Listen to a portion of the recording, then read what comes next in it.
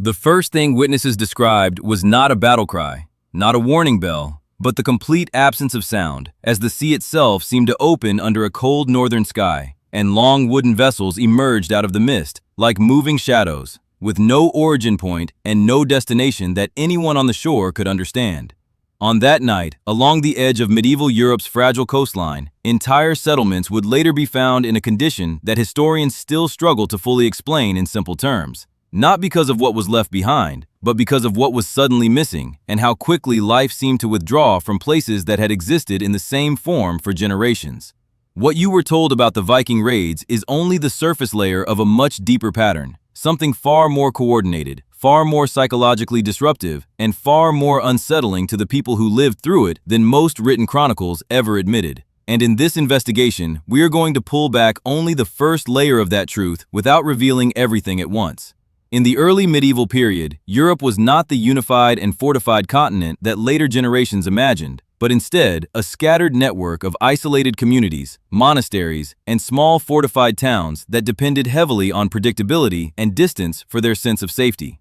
And it was precisely that reliance on routine that made them vulnerable to something they had never fully conceptualized before. Reports from coastal regions begin to repeat a similar pattern over time, not as a single dramatic event, but as a sequence of quiet interruptions in normal life, where ships would be spotted far too late, signals would arrive after the fact, and by the time local defenders organized any meaningful response, the situation had already shifted into something unrecognizable. Yet what makes these accounts so difficult to interpret is not just the movement of these raiding groups across vast stretches of water, but the way entire regions began reacting to them psychologically, as if the fear itself traveled faster than any physical vessel could. In some places, markets would empty hours before any confirmed sighting, and in others, religious communities would record the same strange sensation of anticipation, followed by silence, as though the world was holding its breath for something it could not yet see. This is where the conventional narrative begins to break down, because the more closely you examine the timeline, the less it resembles random coastal violence, and the more it resembles a shifting pattern of pressure applied at exactly the moments when communities were least prepared to respond. And yet, even this explanation does not fully capture what medieval Europe believed was happening to them, because in their own words and fragmented records, there is a consistent sense that they were not simply being visited, but being studied, tested, and mapped in ways that went beyond simple territorial expansion. Some accounts suggest that entire monastic libraries recorded warnings that were never fully decoded, while others hint at coordinated movement along river systems that connected far inland regions to the sea in ways that effectively bypassed traditional defensive assumptions. What we are left with, even at this early stage of understanding, is not a complete picture, but a growing realization that the Viking presence in medieval Europe operated on multiple layers at once: physical, psychological, and structural, and that what most people remember as isolated raids may have been something far more continuous and far more strategically aware than the fragmented records alone can easily prove. And the deeper truth behind how this system functioned and why it inspired such enduring fear across an entire continent begins to emerge only when we look beyond the obvious events and start asking what was happening in the spaces between them. As the first wave of uncertainty spread across the northern coast, what followed was not immediate panic in the way modern history often imagines, but a slow and uneven realization that the conditions people had always depended on for survival were no longer reliable. Villages that once measured time by harvest cycles and seasonal trade began to measure it instead by rumors carried from the shoreline, and every unfamiliar sound from the direction of the sea became something interpreted through fear rather than curiosity.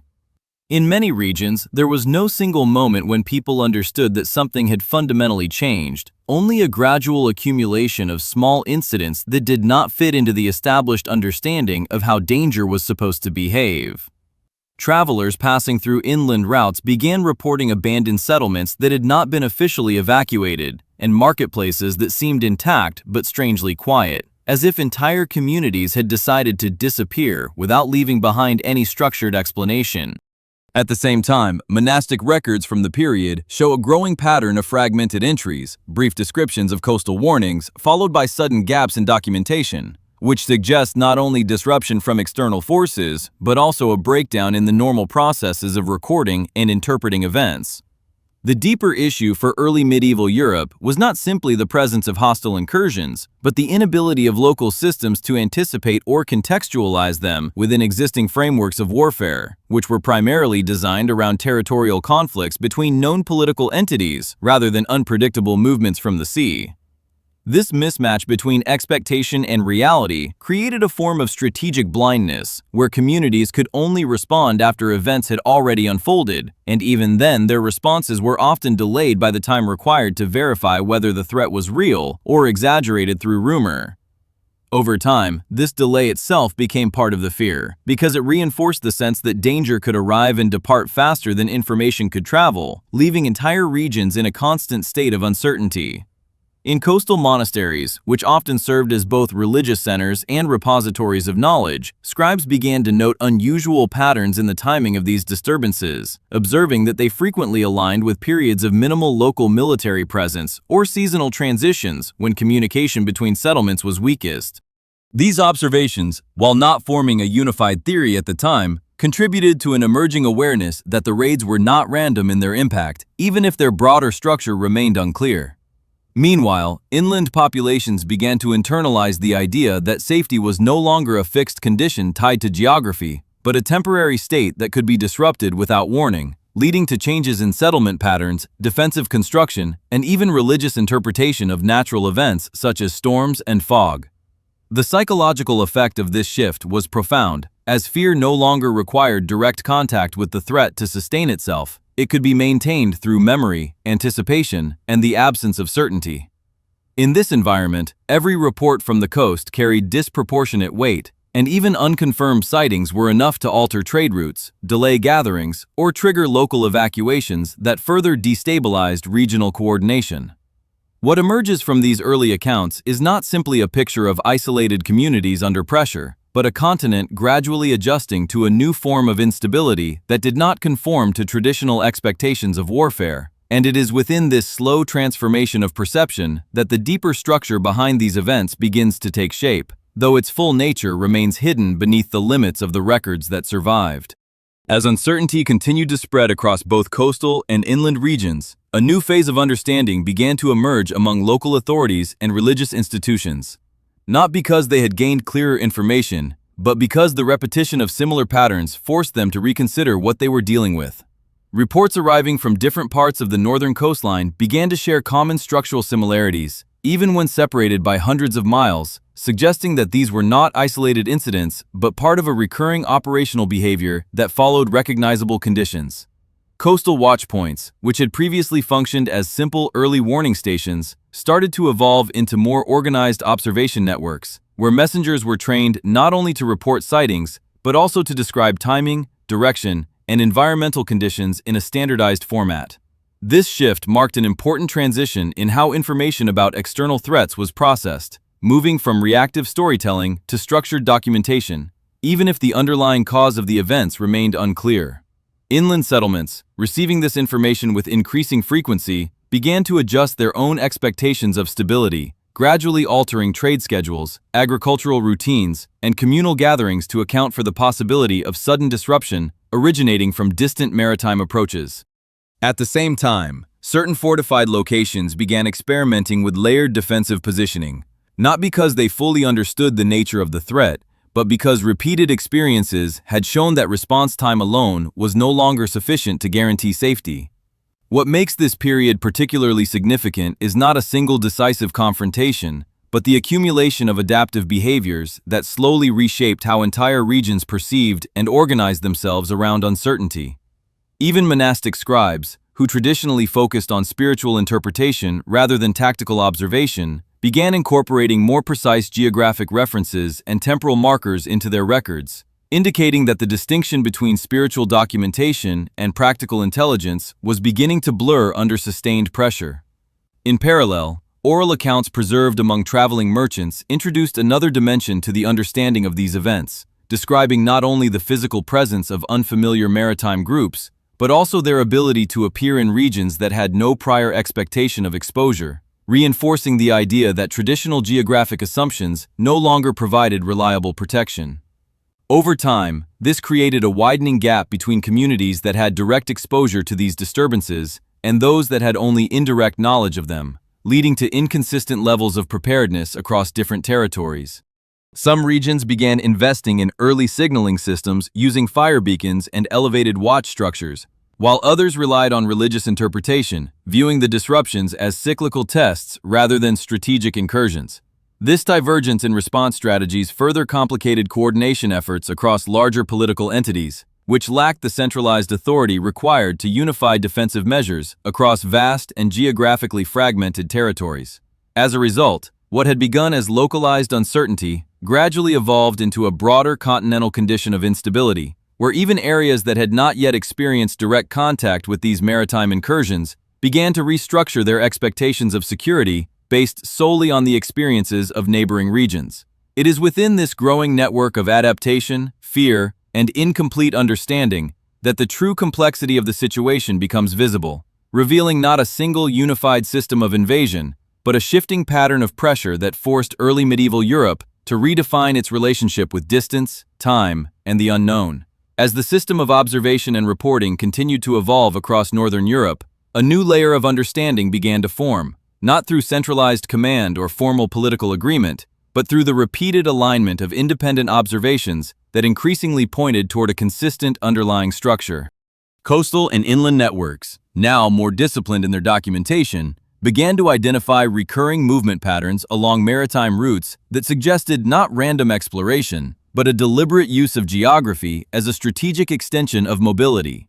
Rivers that connected deep inland regions to the sea became increasingly significant in these records, not simply as trade routes, but as natural corridors that allowed rapid transition between distant territories without reliance on established road systems. This realization slowly shifted how local authorities interpreted vulnerability, because it revealed that distance itself was no longer a reliable protective factor, and that communities far from the coastline could still be indirectly affected through interconnected waterways. As this awareness spread, defensive thinking began to expand beyond isolated settlements and toward broader regional coordination, although such coordination remained inconsistent due to the fragmented political structure of the time. In some regions, leaders attempted to construct early warning chains that linked coastal observation points with inland fortifications, creating a primitive but increasingly necessary communication network designed to reduce reaction delays. However, the effectiveness of these systems varied greatly depending on terrain, resources, and the willingness of neighboring settlements to cooperate, which often differed due to local rivalries and competing priorities. At the same time, economic activity began to adjust in subtle but significant ways, as merchants increasingly avoided predictable routes and adjusted travel schedules to reduce exposure during periods of heightened uncertainty. This led to secondary consequences in inland markets, where fluctuations in supply timing created instability that further reinforced the perception that the broader environment had become unpredictable.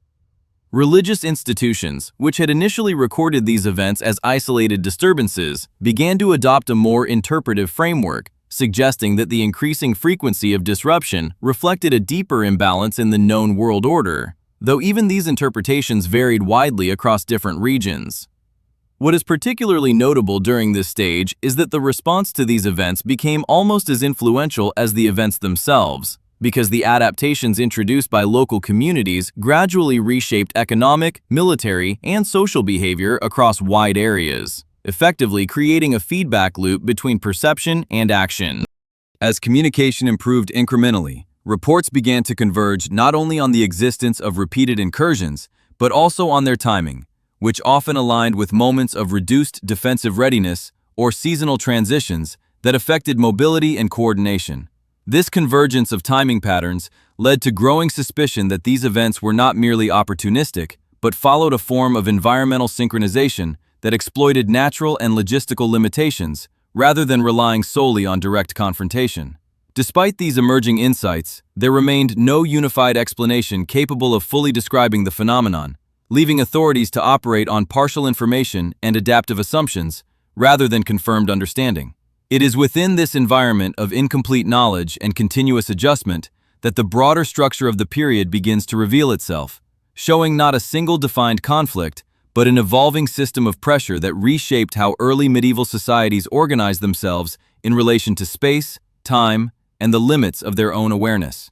As the adaptive networks across early medieval Europe continued to evolve under sustained uncertainty, the psychological impact of prolonged instability began to reshape not only how communities responded to external events, but how they understood the very concept of normality itself. In earlier periods, stability had been defined by repetition, predictable seasons, and the assumption that external threats followed familiar political logic. But as reports of maritime disruptions continued to circulate across both coastal and inland regions, that assumption began to dissolve. Entire communities started to operate under a new baseline expectation in which interruption was no longer an exception, but a recurring condition that had to be accounted for in daily life. This shift had profound consequences on social structure, as decision-making increasingly prioritized immediate readiness over long-term planning, and traditional cycles of economic and agricultural activity were adjusted to accommodate uncertainty. In many regions, communal gatherings were reduced or relocated to more defensible environments, not because of a single confirmed threat, but because the accumulation of indirect warnings had reached a threshold where inaction itself was perceived as a greater risk. At the same time, the role of information itself began to transform, as messengers and chroniclers became more central to regional stability than formal political authority, since they were often the first to detect patterns that larger institutions failed to recognize in time. This elevation of observational roles created a new dependency on human perception, where the reliability of individual reports could influence the behavior of entire settlements. As this system developed, inconsistencies in reporting also became more significant, because conflicting accounts of the same general phenomenon forced communities to make decisions under conditions of partial knowledge rather than certainty. Over time, this led to the emergence of localized interpretation frameworks, where each region developed its own explanatory model for the disturbances, ranging from environmental reasoning to spiritual causation, depending on cultural context and available information. These frameworks, while diverse, shared a common function. They provided structure to uncertainty, allowing societies to continue operating despite incomplete understanding. However, this also meant that coordination between regions became increasingly difficult, as differing interpretations of the same events led to divergent responses and reduced the possibility of unified strategic planning. In inland territories, where direct exposure was less frequent, the psychological effect often manifested differently, taking the form of heightened sensitivity to indirect signals such as trade disruptions or changes in messenger arrival times, which were then interpreted as early indicators of larger unseen movements. This created a cascading effect in which even minor irregularities could trigger disproportionate reactions, further amplifying instability across interconnected regions. As these patterns reinforced themselves over time, the distinction between actual events and anticipated events began to blur, producing a state in which expectation alone could influence behavior as strongly as direct experience. It is within this evolving environment that the deeper structural transformation of early medieval Europe becomes visible, revealing a continent gradually adapting not just to external pressure, but to the persistent uncertainty of not fully understanding the forces shaping its own reality.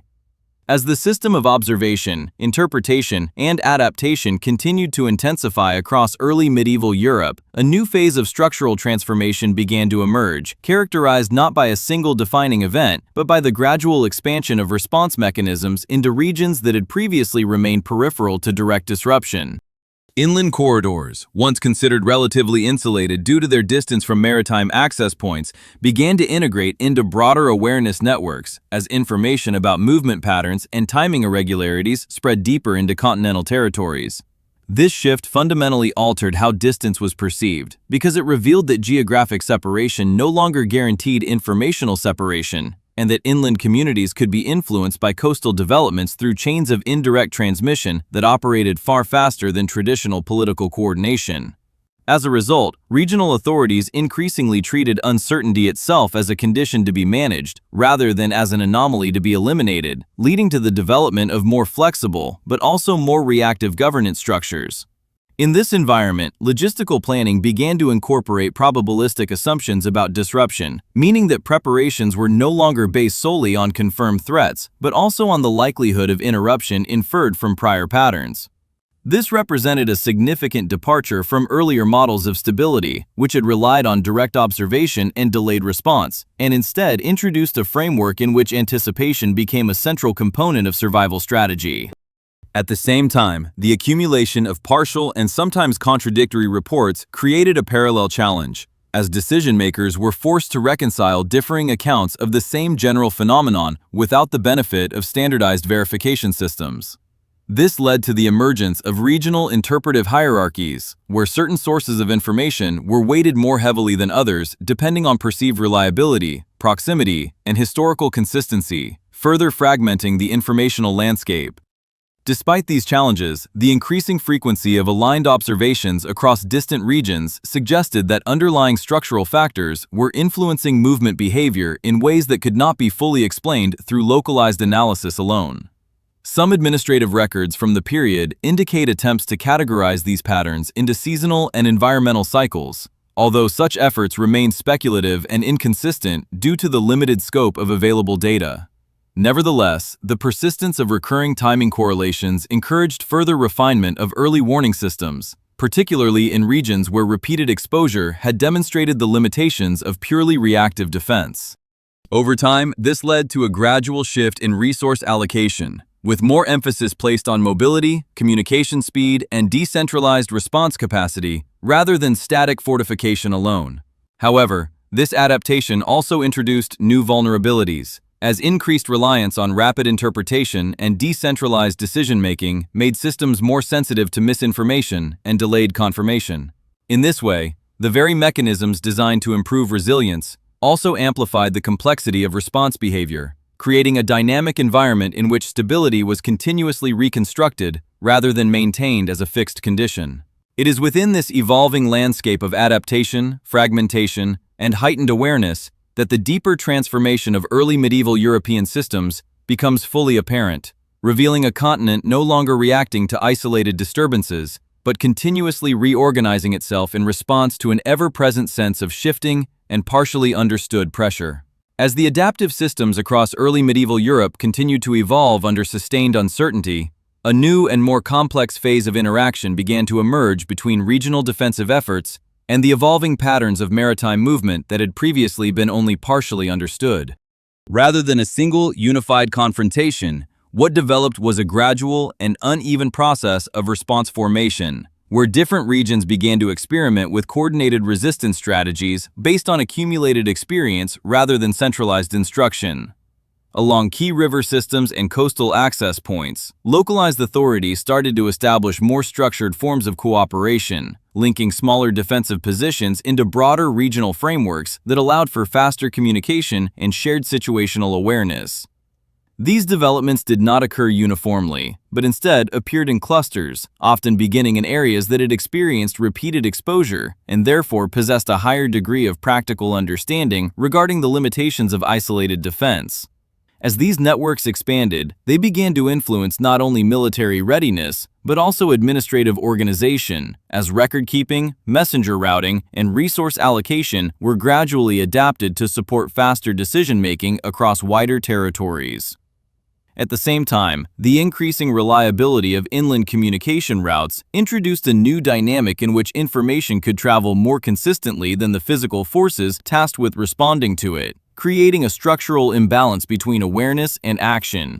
This imbalance forced regional leaders to prioritize preemptive positioning, leading to the gradual establishment of forward observation points along strategic waterways that functioned as early indicators of potential movement, rather than direct defensive barriers. In parallel, communities that had once relied primarily on localized knowledge began to incorporate external reports into their planning processes, even when those reports originated from distant and unfamiliar regions, signaling a shift toward a more interconnected understanding of continental risk. However, this increased connectivity also introduced new forms of instability, as the rapid circulation of incomplete or partially verified information sometimes produced overreactions that spread faster than confirmation could be established. Despite these challenges, the overall trajectory of adaptation continued toward greater integration, with regional systems slowly converging on shared methods of reporting and assessment that allowed for more consistent interpretation of irregular activity. Within this evolving framework,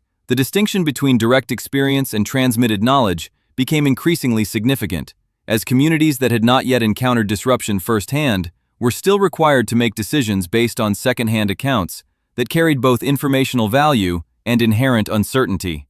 This created a layered perception of risk across the continent, where the intensity of response was often determined not solely by proximity to events, but by the reliability and frequency of information flow. Over time, this contributed to a gradual restructuring of how early medieval societies conceptualized security, shifting from static territorial assumptions toward a more fluid understanding of vulnerability that accounted for movement, timing, and informational delay as critical factors. It is within this expanding network of adaptation and reinterpretation that the broader transformation of the period becomes fully visible, revealing a continent increasingly defined not by isolated incidents of disruption, but by its continuous effort to synchronize understanding across fragmented and constantly shifting conditions of uncertainty. As the long cycle of adaptation continued across early medieval Europe, the accumulated layers of response, interpretation, and coordination began to produce a structural transformation that extended beyond any single region or political entity, gradually forming a continental system of behavior shaped by shared uncertainty rather than centralized authority. Over time, the repeated necessity of responding to irregular maritime movement patterns forced disparate regions to align their defensive assumptions in ways that were never formally designed, but became increasingly necessary for survival. This alignment did not eliminate fragmentation, but it created a parallel layer of coherence, where independently developed practices began to resemble each other due to the consistent pressures shaping them. In coastal zones, observation stations that had once functioned independently evolved into interconnected relay systems, allowing information to move across significant distances with reduced delay, while inland regions adapted by strengthening their dependency on these coastal inputs for strategic awareness. However, as these systems expanded, they also revealed a deeper paradox, because the very improvements in communication and coordination exposed the absence of any unified framework capable of interpreting the broader pattern behind the disturbances. Each region could now see further beyond its immediate environment, but no single authority could fully integrate these perspectives into a comprehensive understanding. This created a condition in which knowledge expanded faster than comprehension, producing a gap between what was known locally and what was understood collectively. Within this gap, interpretation became increasingly fragmented, with different regions constructing their own explanatory models that reflected local experience rather than shared analysis. Some emphasized environmental cycles, others focused on human migration patterns, while others framed the disturbances within spiritual or symbolic contexts. Yet none of these frameworks fully accounted for the consistency observed across distant locations. Despite this lack of unified explanation, the practical effects of repeated exposure continued to drive convergence in behavior, as defensive structures, communication routes, and resource allocation systems increasingly reflected similar underlying assumptions about timing, unpredictability, and the necessity of rapid response. This gradual convergence, however, did not resolve the fundamental uncertainty at the core of the phenomenon, but instead embedded it more deeply into the operational logic of early medieval societies. As a result, the continent entered a phase where stability was no longer defined by the absence of disruption, but by the capacity to continuously reorganize in response to partially understood and persistently recurring conditions. It is within this final layer of transformation that the broader significance of the entire process becomes fully visible, revealing not a resolved historical pattern, but an ongoing adaptation to a world in which certainty itself had become fragmented and constantly reassembled through the collective efforts of societies struggling to interpret forces that remain just beyond complete comprehension. As the accumulated systems of coordination, interpretation, and adaptive response reached their most advanced state across early medieval Europe, an unexpected consequence began to emerge that no single region had fully anticipated. The more interconnected the informational networks became, the more evident it was that complete understanding of the underlying phenomenon remained permanently out of reach, not because of a lack of data, but because of the structural limitations in how fragmented societies process distributed and inconsistent information over time. Even with improved communication speed, standardized reporting practices, and increasingly sophisticated regional coordination, The continent as a whole remained unable to form a singular, coherent explanation that accounted for all observed patterns without contradiction. This condition created a persistent state in which each new cycle of information simultaneously increased clarity at the local level while expanding uncertainty at the collective level, producing a paradox where knowledge and confusion grew together rather than one replacing the other. In practical terms, this meant that communities could anticipate disruption more effectively than before, but could never fully predict its precise form, timing, or scope, leaving an enduring gap between preparation and reality. Over time, this gap became embedded within the operational logic of governance, trade, and settlement planning, effectively transforming uncertainty into a permanent structural feature rather than a temporary anomaly. As generations passed under this evolving system, the memory of initial events faded, but the adaptive behaviors they produced became permanently integrated into the functioning of society, shaping everything from settlement placement to communication hierarchies. Yet despite this long process of adaptation, there remained no final resolution to the fundamental question that had initiated the entire transformation. Because even the most advanced regional networks still relied on incomplete, indirect, and often inconsistent sources of information. This unresolved condition created a lingering sense of ambiguity within historical memory itself, where later accounts preserved the structure of events more clearly than their origin or purpose. In this way, the phenomenon did not conclude in a traditional sense, but instead dissolved into the very systems that were created to understand it, leaving behind a landscape shaped by adaptation without closure. Even in retrospect, when viewed through the accumulated records of multiple regions, the underlying pattern remains partially obscured, suggesting that what began as a series of observable disruptions ultimately evolved into something far more enduring, a structural uncertainty embedded within the way an entire civilization learned to interpret its world, and a reminder that some systems of movement and influence may never be fully reconstructed, only continuously inferred from the shadows they leave behind.